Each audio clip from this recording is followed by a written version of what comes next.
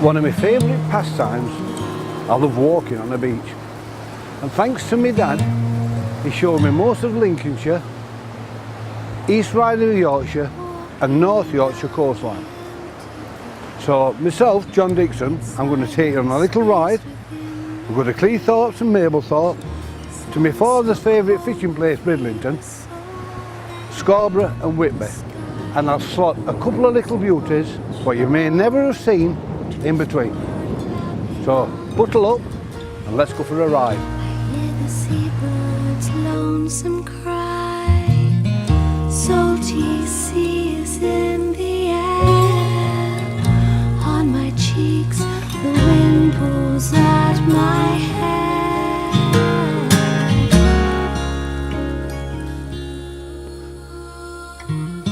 I find our house as twilight. The Killingholme refineries opened in 1969 and oil began to be imported in 1970. The refined fuel was transported to the rest of the UK by rail. 70% of the oil from the Humber refinery goes to the UK and the rest goes to Europe. The Humber refinery is the only coking refinery in Britain. In the second half of 2007, an £80 million fuel plant was constructed close to the town. This plant uses locally grown wheat from which to synthesise the fuel. I only just finished school a few weeks ago. So it's just dropped in nicely. Yeah. Found you a little game. And how do you find the social life around here? Good? Yeah, it was fun. We've got friends. It's a quiet town, really. Yeah, Is it? it's yeah. Compared to Grimsby, it's very quiet, I think. Yeah. Does it ever worry about the smells or the pollution what comes from the refinery? It's not so much the smells, you don't get them as much. What the biggest issue at the minute is the coal dust off the coaling plants on the docks. If the wind's blowing in the right direction, it blows up right across the town, and people can see a film of dust, layer of coal dust on the cars, the windowsills and all sorts. But that is in the process of being dealt with by the Environmental Agency and a few other bodies, so hopefully they can cure that in the near future. But the petrochemical side don't really bother you much? It doesn't seem to affect people around here. I work here and obviously there's a lot of people that live here.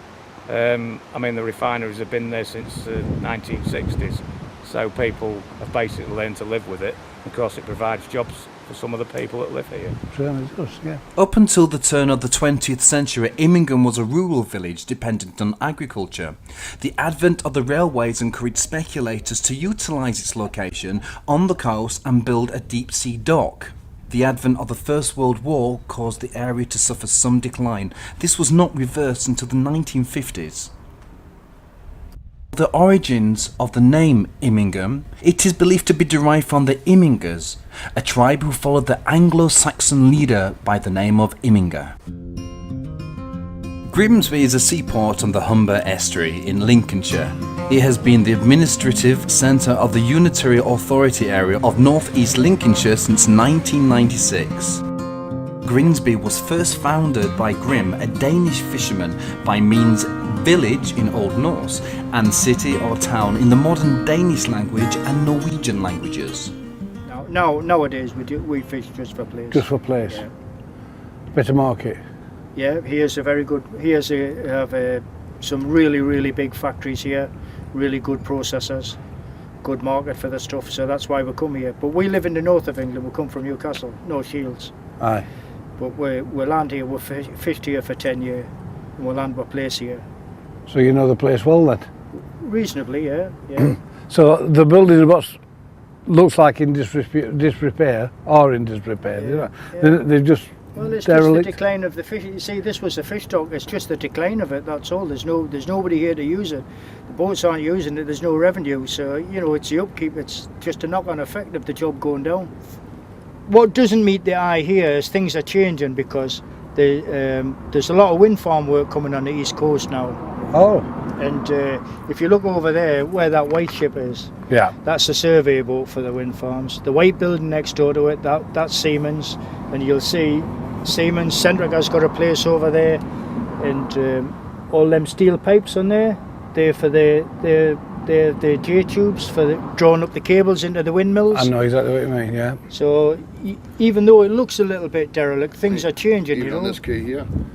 And this key here, Oh, God's taking that. that's MT Hoygaard's place. They're a wind farm operator. Well, I don't know if they're an operator, but they've to do with the wind farms. And all the boats here, are these fishing boats or these These connectors? these are fish. The light They blue are. ones, Yeah. which is a traditional CNET colour of the fishing boats. Then they're the fishers. And there's a bit of a problem looming for the fishing industry though. Is what could be one side of work is the wind farm work. It's taking over the fishing ground, so we're getting displaced in that respect. Yeah, but there's a limit how close you can get, isn't there? There's a limit what? How close you can get to the That's what I'm saying. If wind the wind farm farms thing. start getting built, then you can't fish on them.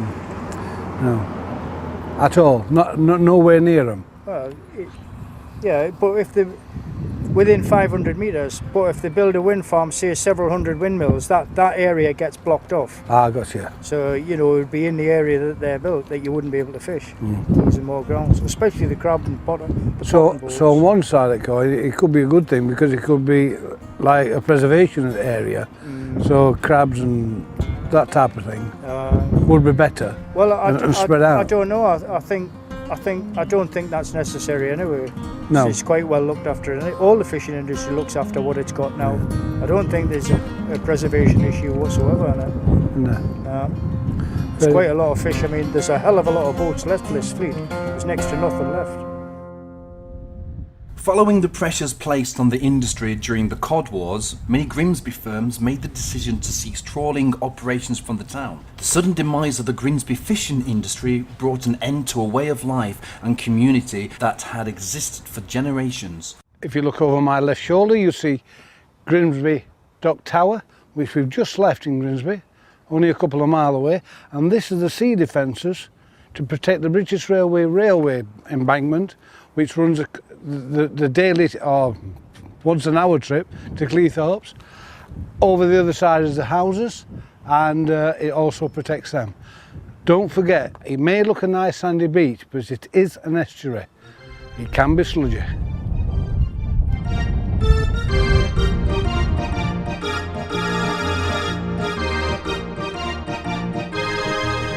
When's the busiest time of the year, and do you get many people? 6 weeks holidays. 6 weeks holiday, well, the break up from schools. It's not 6 weeks holidays, and obviously it's getting smaller and smaller. It's like 4.5. Yeah. Or 4 and a bit. Yeah. That's about it. Do you find out that people are coming early in the year? Because I went to Scarborough, and I found even New Year's Day it were busy. Yeah. The climate is changing.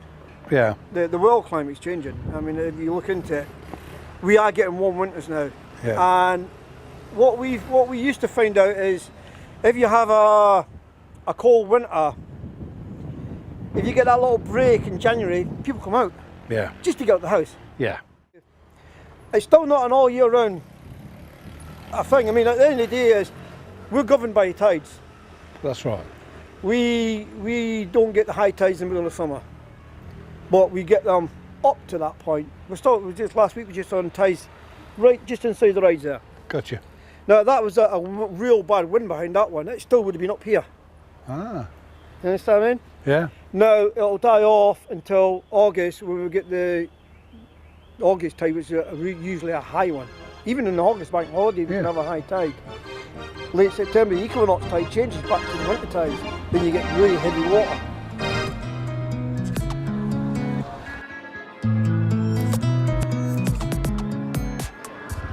Most seaside places, like Cleethorpes, have some form of arcades for the kiddies, something to spend a little much spending money on.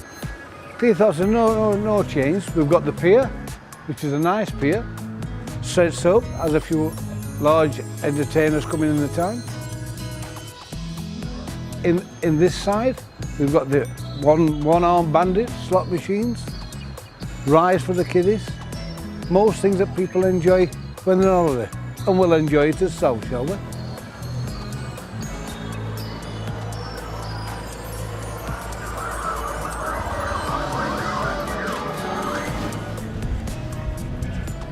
Cleethorpes was developed as a fishing village.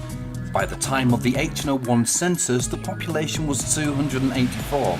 The 1820s saw the first developments of Cleethorpes as a health holiday resort, with sea bathing and the taking of medicinal waters becoming fashionable. Cleethorpes remains a popular seaside resort and has many attractions for its many visitors, which includes the boating lake, a theme park and many caravan parks. We're having a little drive down through Fitties, the last little caravan park, or chalet park you could call it.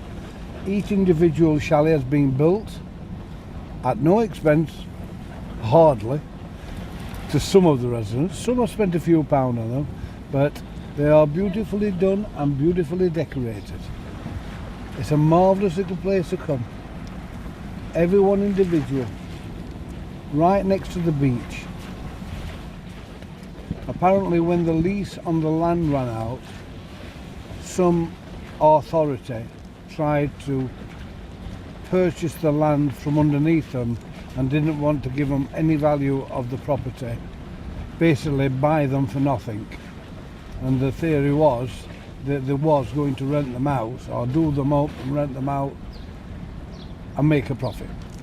Well, luckily they took them to court and the poor people won. The authorities had to back out and they won their case. So now they're still in the hands of the owners and everybody comes on happy holidays whenever they feel like it.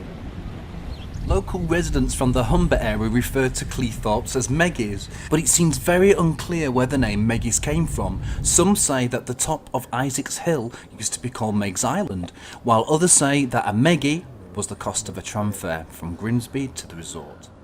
This morning we've popped into Donnanook. Donnanook is the training ground for the bombers at RAF, wherever. They all come around here for the practice bombing runs, and the seals, the grey seals, is now took this over as a sanctuary. If you look over the top, you'll see the main estuary with all the ships on board, and that is the main estuary to Immingham, Grimsby, and even further up. All the grey seals will come in probably around about November, December. So if you want to go and treat yourself, come and look at the seals giving birth. There'll be thousands of them. The red flag means the RAF will be using the base today, so don't walk on the beach when the red flag's flying. Could be a bit dodgy. The seals don't come while October? Around about October, late September, October time they come. Then obviously they're here for the breeding season. Yeah, what length of time is that? Is it 6 weeks? No, it's more like, I'd say about 9 weeks. 9 weeks? Might be 11 weeks, depending on the amount of breeding that is taking place out here. Because they have a lot of calves, a lot of pups. And, yeah. Oh yeah, there's a lot of goings on, i.e. with the ball seals as well. Like. You think that there's a disease running through the area? There is a disease, I've been told, it's come from Scotland, the disease, but I don't know what disease it is they've got or whatever, but sometimes you can see them out on the horizon, on the sea edge, you know? Yes. Yeah, quite a few, quite a couple of hundred, I would have said. Yeah. The seals at Donnanook fare surprisingly well and seem to have become accustomed to aircraft bombing near them. Mablethorpe, being centuries old, is a popular destination for families. Golden beaches. The tide's just on the turn of the sea. What a beautiful sight. There must be maybe 5 miles of golden sands. Perfectly safe, spotlessly clean. And Mablethorpe, it's got everything the family man needs without the cost. In 1883, the first lifeboat station was built in Mablethorpe. The station ran until the First World War. We've got a great number of events going on, all different types of events that bring a lot of people in to visit the coast. And as well as that, we've got various different things going on to improve the look of the town. So, for example, a shopfront grant scheme to bring the shops a bit more up to date. Yeah. I do things like go for funding. So I've just recently had a funding bid success where we're going to have sort of interpretation boards that talk about our wonderful bathing beauty beach huts, which are quite unique to this coast. This is one of the bathing huts, what was developed in the competition for beach hut architecture. And this one's called glazing and canoodling. And the other two are gin and tonic and camera obscura. Mablethorpe is the destination for the Morrill family's first holiday in the D.H. Lawrence novel Sons and Lovers. At last they got an answer from Mablethorpe, a cottage such as they had wished for 30 shillings a week. There was immense jubilation. Paul was wild with joy for his mother's sake. She would have a real holiday now. He and she sat at evening picturing what it would be like. Sutton-on-Sea. I remember coming here as a lad. It used to be beautiful, golden sands. Today is not quite so golden. Windy, very windy. More like middle of winter. But Sutton, it's never changed. Behind me, you see all my chalets, all the beaches down there, exactly the same. Beautiful to see, never changed for years. You can bring kids to Sutton, keep them here for a day, and you'll be lucky to spend £1. What a good day. Marvellous days, childhood memories, and now the rain started. That's England for you. At very low tides, it's possible to view the remains of an ancient submerged forest on the beaches of Sutton-on-Sea. The church, which is Grade 2, is dedicated to Saint Clement. The golf course has always been noted for its outstanding greens, dryness and facility for all year-round golf.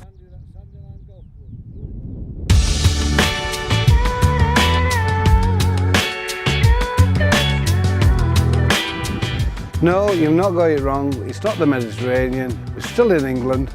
This is Anderbury Creek, a beautiful, secluded bay for the nature lovers amongst us. Walk this way.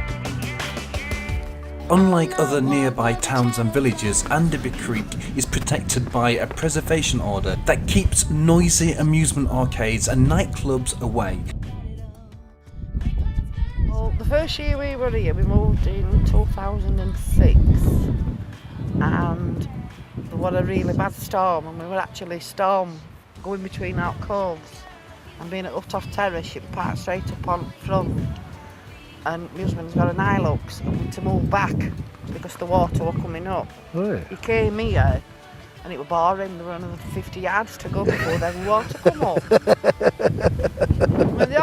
It's supposed to be a flood area, but we do know that Anderbury Creek, in this area, Anderbury Creek's going to be one of the safest places, really. Is it? Never been flooded? It's going to, oh yeah, it's flooded, but it don't come from sea, it comes that way, it comes up the road. Ah, I've got you. It Comes does round that, here. so we'd be like an island sort of thing. Ah, I've got you.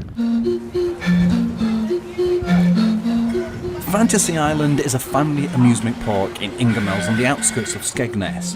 The park opened in 1995 and has since built up a wide variety of rides, attractions and entertainment. My worst nightmare, Fantasy Island, Ingermells, edge of Skegness, totally money orientated phone ground, just like Blackpool. If you want to make money, buy one of them, because everybody comes here, everybody likes a ride. Everybody does their own thing here.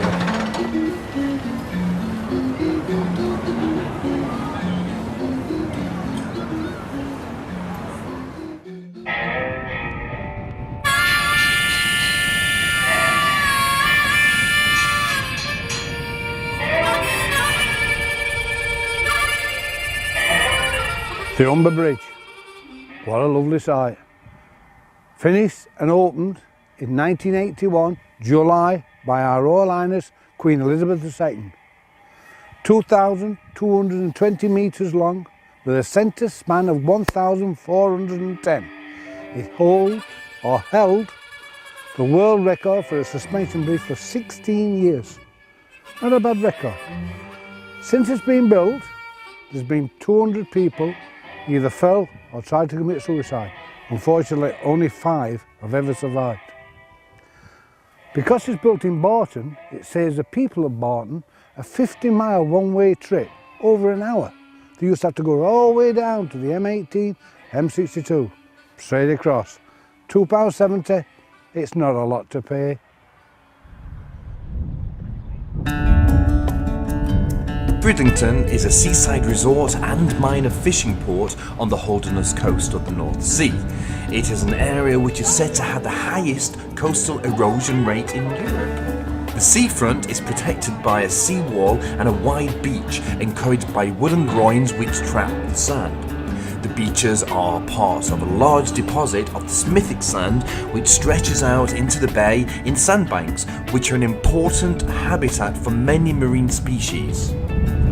Welcome to Bridlington, the first major holiday resort leaving the Humber heading north. Bridlington, small fishing village, small fishing fleet, dominated by the competition fishermen and holidaymakers. 1 or 2 boat trips go to Flamborough Head and over to Scarborough where the white chalk cliffs are. After the white chalk cliffs you come to Flamborough. Flamborough leads to the Jurassic coast of Scarborough and Whitby and some beautiful little spots in between. So we'll pack our bags here and we'll have a run down to the harbour and let you see what the boats look like.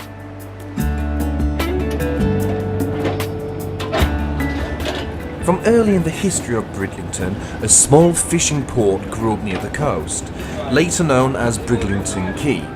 After the discovery of a kale-beaked spring, the quay developed in the 19th century to become a seaside resort. Bridlington's popularity has unfortunately declined, with the industrial north and the popularity of cheap foreign holidays. Although the fishing fleet has also declined, the port still remains popular with sea anglers for day trips along the coast or further out to local shipwrecks.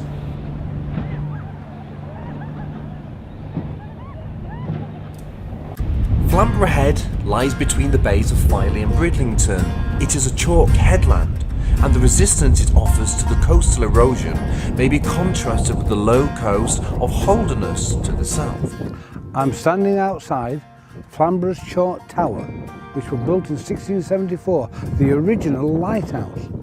Its new big brother is behind us, which we'll go and have a look at in a bit, but isn't it a nice preserved building? Nice for everybody. The oldest in England, the only one standing.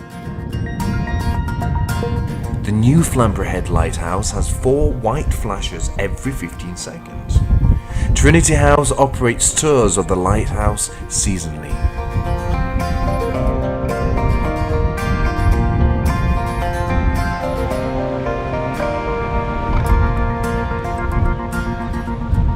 We've just arrived at Flamborough. This is the North Landing. It used to be the old lifeboat station and a small fishing bay. It's still used for a fishing bay, but the lifeboat has moved to South Bay. The Scouts and 1 or 2 other organisations come with the rowing boats, and the children and adults row around the edge of the cliff to see the magical caves. There are a larger number and a wider range of cave habitats at Flamborough, more than any other chalk site in Britain, the largest of which are known to extend for more than 50 metres from their entrance on the coast.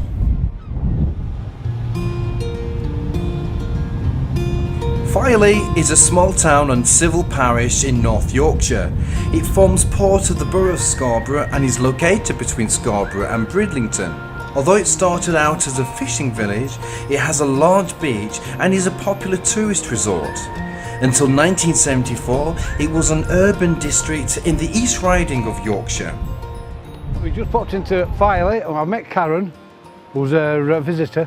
And Yep. Karen's going to tell me what you like about Filey, I hope. Yeah, well, I live in Australia and I've been living there for 6 years, but I was actually born in Derbyshire, and pretty much every year of my life I came here for a family holiday, and I actually learned to walk on Filey Sands. Oh. So I'm home visiting family, and we always come to Filey just for a couple of nights, just to kind of get back in touch with, you know, family memories and just spend some time together, and it's just pretty. And there's 3 generations here today. Is there? Yeah.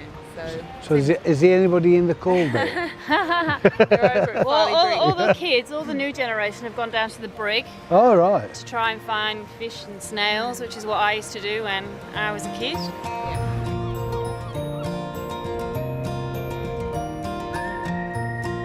Filey is at the east end of the Cleveland Way, a long-distance footpath. This starts at Helmsley and skirts the North York Moors.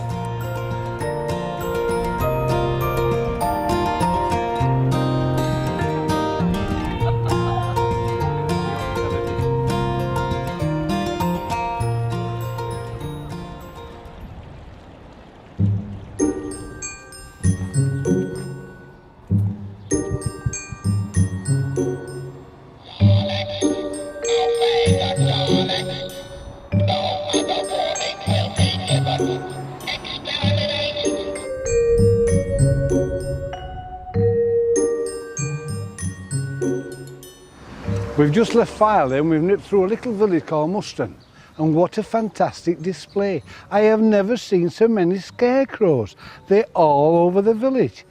They look really, really professionally done. Apart from one, and that's over here. And that looks a little bit strange. Does it, Godfrey? Hello. Pleased to meet you, sir. Nice to meet you, Godfrey. Godfrey, if you could tell me when this started and what a marvellous do and what's it for? Well, before the millennium, when we were thinking of to do good things, I had this idea about having a little scarecrow competition for the children to make scarecrows. But it took off and it's got bigger and bigger. And what we do it for now is we raise money. We're a little village, not like the big towns where the council build things and what have you. We get nothing. So we're raising money to buy probably our own playing field, cricket field. We raise money to keep the village hall going and help anything in the village. So all the people make scarecrows. We charge for it. A farmer gives us a field where we charge for parking. That's how we make our money. It's all for the village. But we have a real good time doing it, and we get people coming now from all over the world to it. It's marvellous. How many years has this been going on then? We started in 1999. So you've been going a good while now. Yes, yes. Do you happen to have one favourite for yourself? I do, but I'm keeping it quiet, but I can tell you she's got a big bust.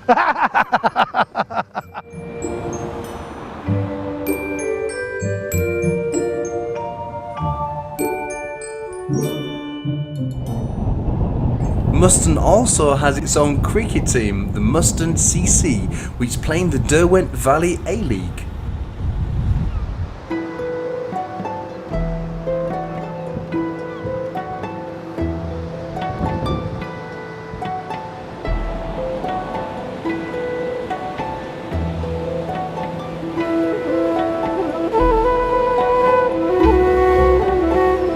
The most prominent part of Scarborough is the castle, the 11th century castle on top of the hill. Not a great deal left, only the tower, but a wonderful view all over Scarborough from the top.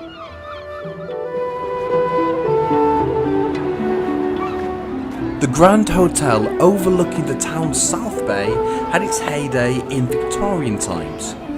I heard it had 365 bedrooms.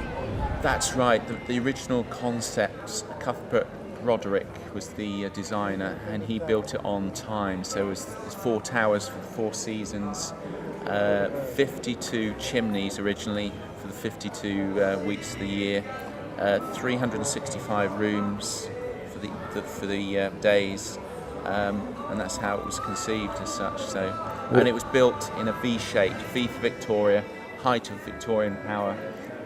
So it's just a great, fabulous building, fabulous hotel. It is wonderful. I noticed this morning when we were having breakfast, loads and loads of Scottish people came in. Yeah, that's right. What we do now, the original concept was that business got together. When the first railways came to Scarborough, businesses got together to say, how do we attract people? And at the time it was high-end, the aristocrats coming to the hotel, and that's why you get such a fabulous building. But now it's all about affordability. That's right. So we're about filling rooms, volume-based business, so it's a case of it's a fabulous position. We offer dinner, bed and breakfast in affordable, relaxing accommodation. We offer entertainment on a nightly basis year-round as well. So the format is always a live entertainer comes in, could be a show, can be a comedian, could be a singer. There's singing, dancing, bingo as well. So it's different formats for different people, and we got children's entertainers as well, different times of the year as well. So basically all we're waiting for now is a bit of sunshine, a bit of good weather. Oh yes, we get that shortly. The sun's coming out very shortly. That's wonderful. Okay, Thank you. Thank you.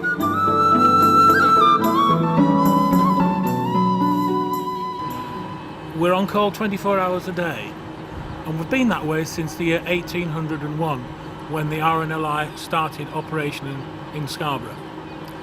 We started first of all with rowing lifeboats, then we got motorised lifeboats, and each time we get a different lifeboat, we move forward, the lifeboats get faster, so more lives can be saved. Over the years, we've lost lifeboat crew, who've given the ultimate sacrifice whilst they have been out trying to save their fellow man. It's the same with all stations. We've all had tragedies, but whenever there is a tragedy, more people come forward to keep saving the lives.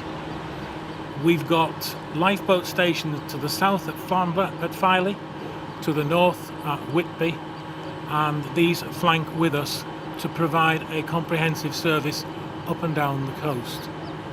We launch on average on a rescue for the big lifeboat maybe 8 to 10 times in the year, maybe a dozen times in the year, and with the inshore lifeboats anything up to 2 dozen. You can't actually put a figure on it. It can be that we can be in the boathouse, no jobs for 2 or 3 months, and then we can get 2 or 3 in a week.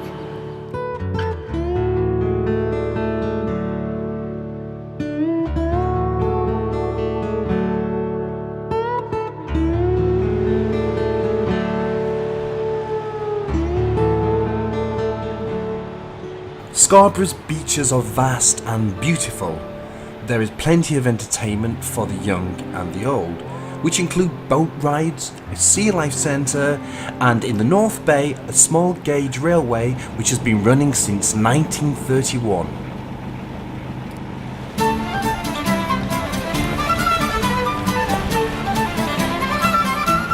"15 miles north of Scarborough, you can find Robin Hood's Bay.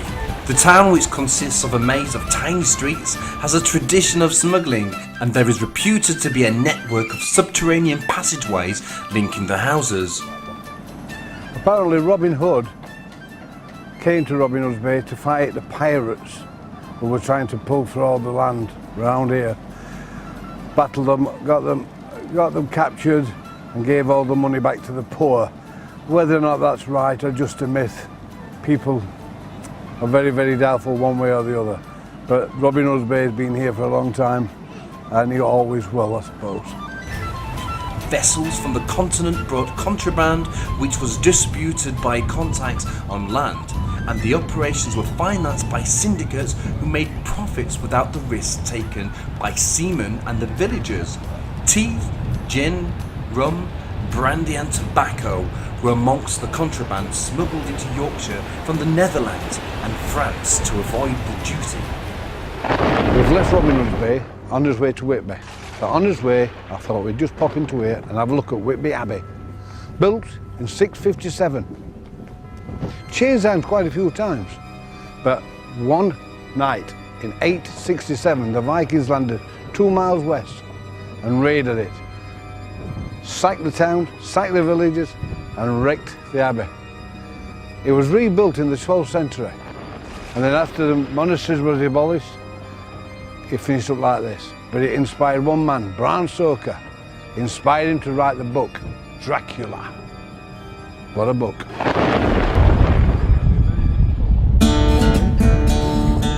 Whitby is famous for its jet. In the 19th century, jet was found and mined throughout the North York moors and brought into Whitby by a pack pony to be made into a wide range of decorative items ranging from jewellery, busts and other small items. Behind me, top of the hill, Whitby Abbey. Just below the Whitby Abbey, you'll see the old town of Whitby. If you follow it down a little, you see a secluded little sandy beach inside the harbour. Over there is the harbour mouth, where all the ships used to go and come, especially whaling ships. 1753 started whaling. This is the bottom jawbone of a whale. By 1795, it was a commercial success. Oil lit every lamp in Whitby. It was superseded very quickly with gas and coal. But up to that moment in time, fishing and whaling was a tremendous industrial success.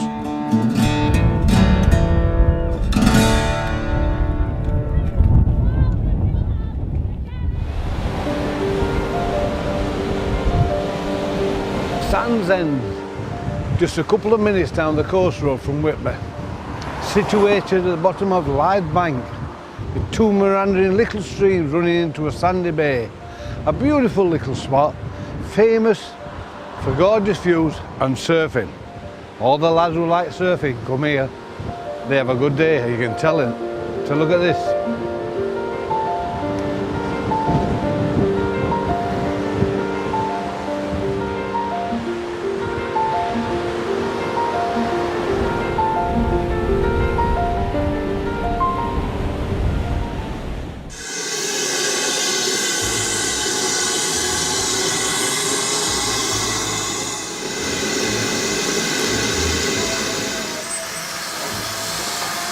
There she goes, Joyce Stevenson, off to Whitby.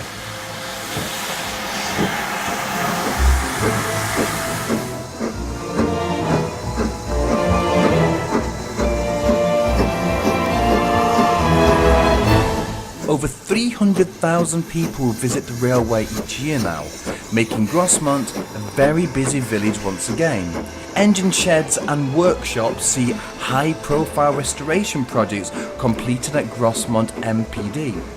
The station has also made several TV and movie appearances for the series such as BBC's Casualty, ITV's Heartbeat and the famous Harry Potter.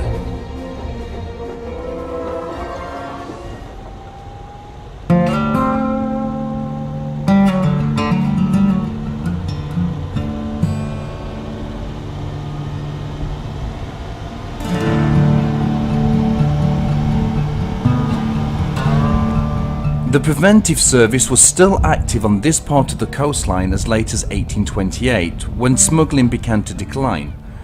Now the same beaches which were the stamping ground for illegal traders are appreciated by visitors who wander around the tiny back streets of the blue and white painted village.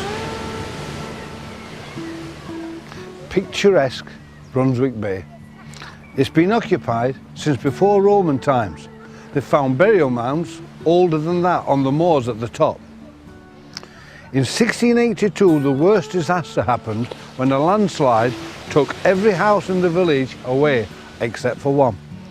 Two widows at a wake noticed something was happening and evacuated the town, saving every person there. In 1969 the new sea defences were built with the capacity of holding back any more disasters, we hope. Hope it preserves the beauty and the tranquility of a lovely little place.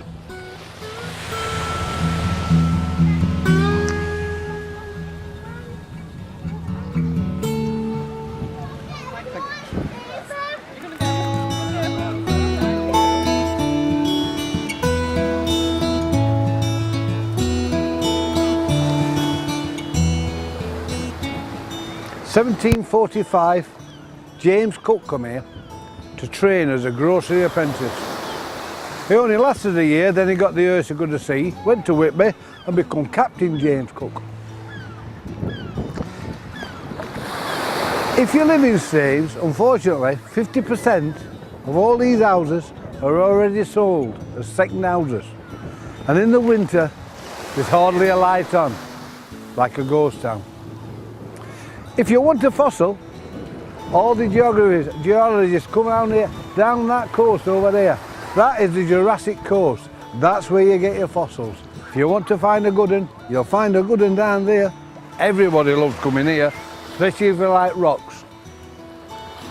Formerly one of the largest and most productive fishing centres in England, Staithes is now largely a tourist destination thanks to its picturesque situation by the North Sea.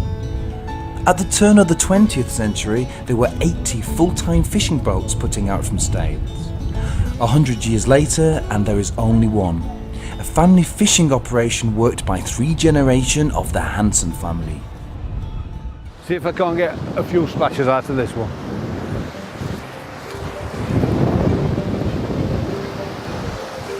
Not bad for an old man, that. I've enjoyed my trip. I hope you have. I hope you see something what's going to whet your appetite. So instead of sat there in that chair watching that telly, put a bit of petrol in, put a few sandwiches up and have a day trip out. Bring the kids, they'll love it.